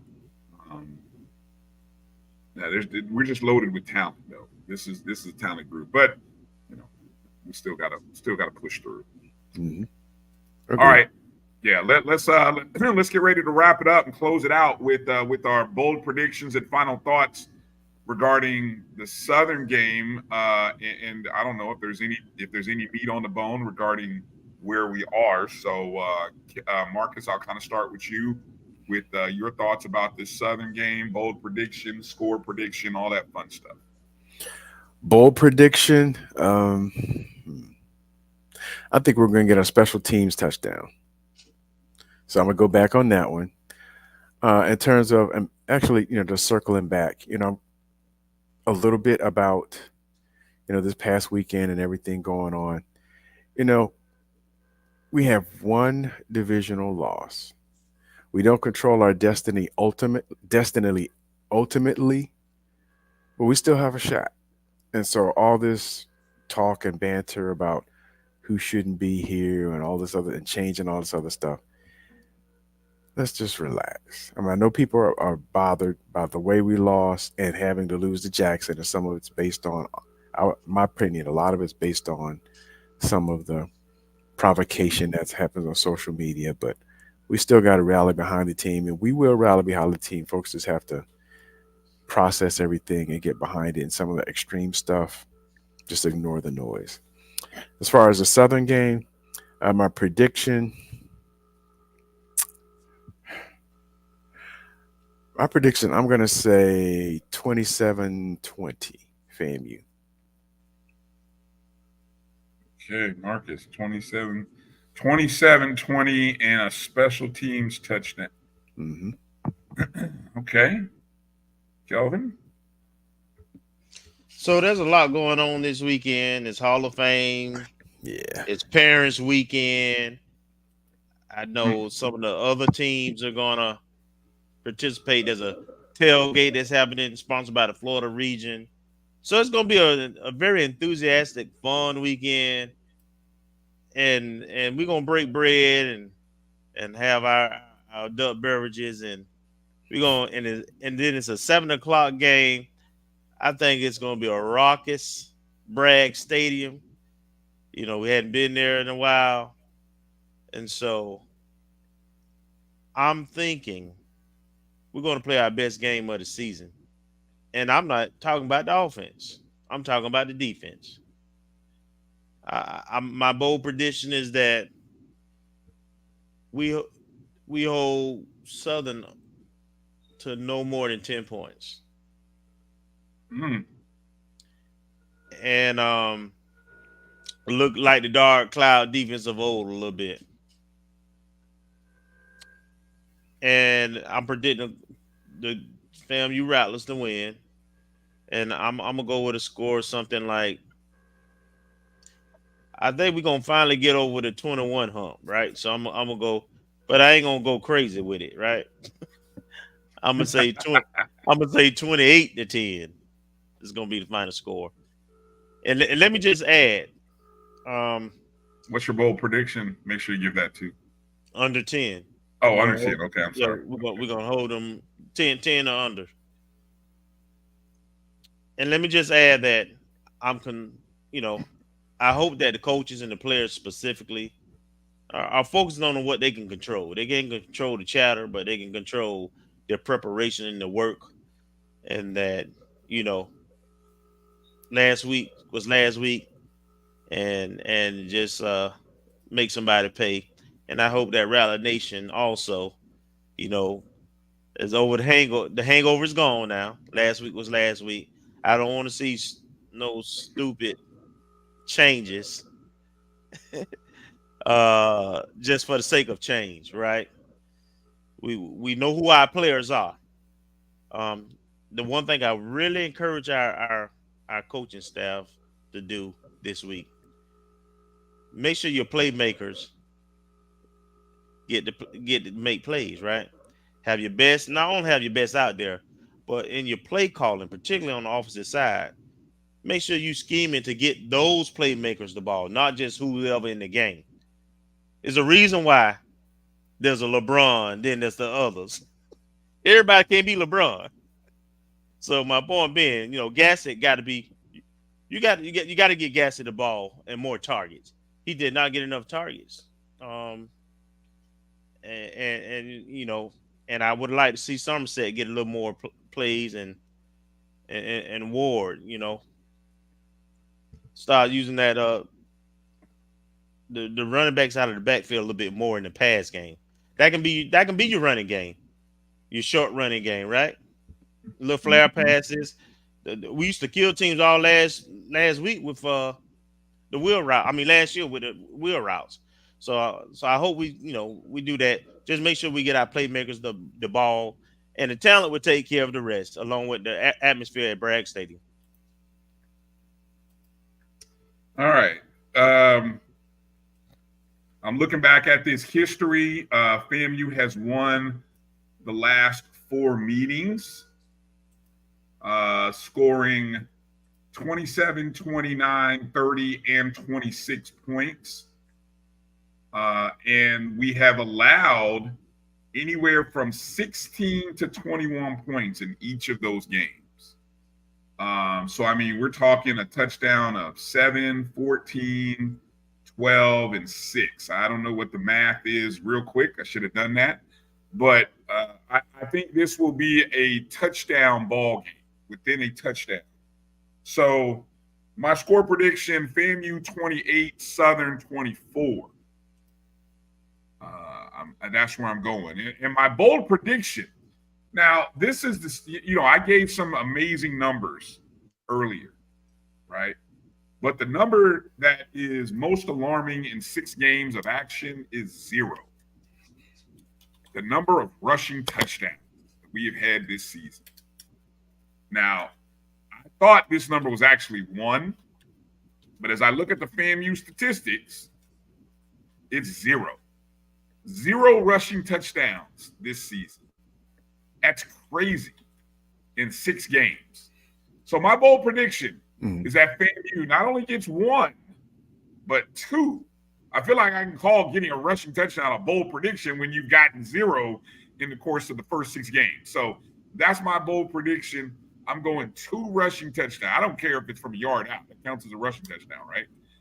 So I'll take it.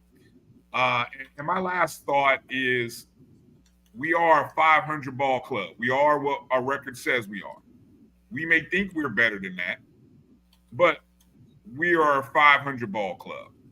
Underachieving in many people's eyes, not only ours, but many people's. I want to see our coaching staff do something different. I want to see our coaching staff, be somewhere different. If that means you need to change the view of how you see the game, do that. If it means doing something different with our play calling, do that. If it means doing something with our defensive strategy, let's do that. I think we've seen enough over 6 weeks that has looked average. That's what our record is. Let's be better than average going down the stretch. Let's say, I hope that, I know you said you don't want us to change much. Well, we don't have to change much. How about a few tweaks? How about tweak 1 or 2 things and do it a little bit differently than what we've been doing for the sake of improvement, not just to, placate, people and players and things like that, but we have to be better than just average. If we're going to win 6 games in a row and be in position after the Alabama A&M game to possibly get to the SWAC championship game, we're going to have to do something different for the second half of the season. We can't do what we've been doing. So I trust in Coach Colsey. I trust that the coaches will be humble enough to self-scout themselves and say, you know what, I got to do a little something different. Not major changes, but sometimes doing one or two different things may make the difference in kickstart not only the offense but kickstart the defense down the stretch. So that's my hope, and that's all I've got to say for that. All right. Well, for tonight, we want to definitely thank Coach Jamey Shouppe for coming in and joining us. Also want to thank Carlos Brown of the Carlos Brown Show as well for joining us. And most importantly, we want to thank all of you watching, however it is you're watching, on Facebook, on YouTube, Instagram, on X. We appreciate all of the folks in the comments, the chat room. Obviously it was very live early. And then, I guess folks decided they either got put out or the lights got closed out in the store. One of the two happened, but we thank all of them anyway. And hopefully those of you who are still left will hit the thumbs up and the like button wherever you are.